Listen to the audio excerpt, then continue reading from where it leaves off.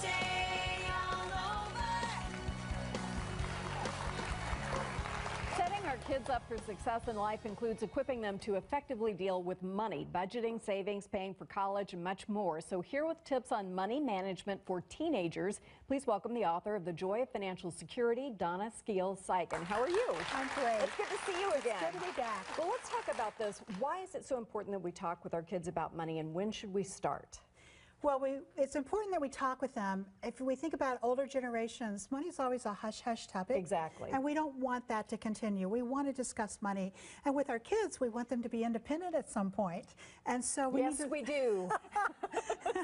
we need to start laying the groundwork now and teaching them some really good basic financial skills so that they can work towards independence and they can understand where they're headed towards. Also, they're really impacted by trying to keep up with the Joneses, and so our kids in school have that pressure, and we need to help them with that. And that begins really as soon as they start wanting things, right? As soon as they start buying things or getting an allowance, or you can start to manage and discuss this at whatever age that might be in your family.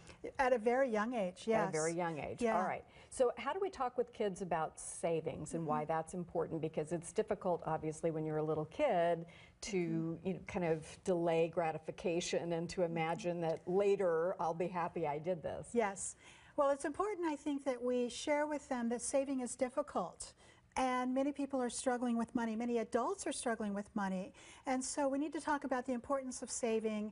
And it also ties into the debt. And we don't want debt. We want to work towards financial security. That's the path we want to go on.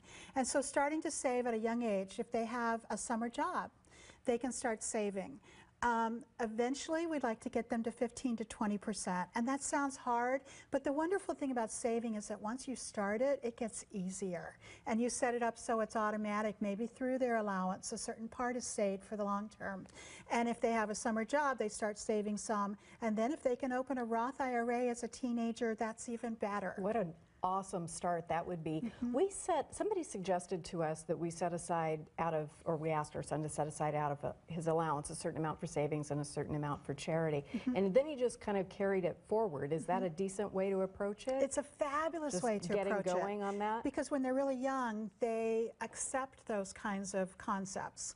And so a certain amount to spend now on candy or toys, a certain amount for later for bigger things that you want to save for the future, and a certain amount for charity. And it's a great foundation. Now, for teenagers and also for college kids, it's amazing how young they are when they start getting things in the mail, allowing them to open up a credit card, which I find kind of terrifying, really, to imagine.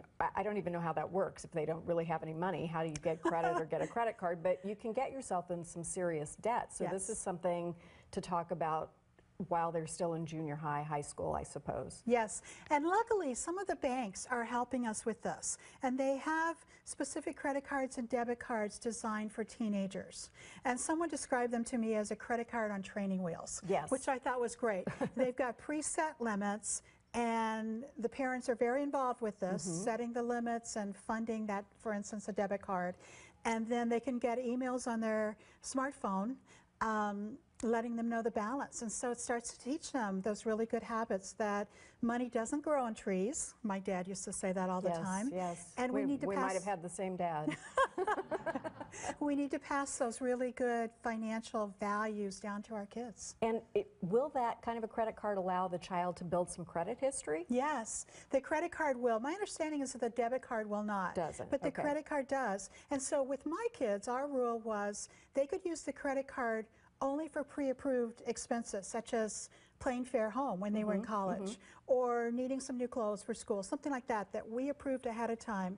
And so that was building a credit history. Excellent. And then this is a big topic, but we only have about a minute left. Talking to kids about the cost of college, about loans, about paying off those loans. This is a bigger question than ever because college is so expensive. I think, again, it's so important to have the conversation.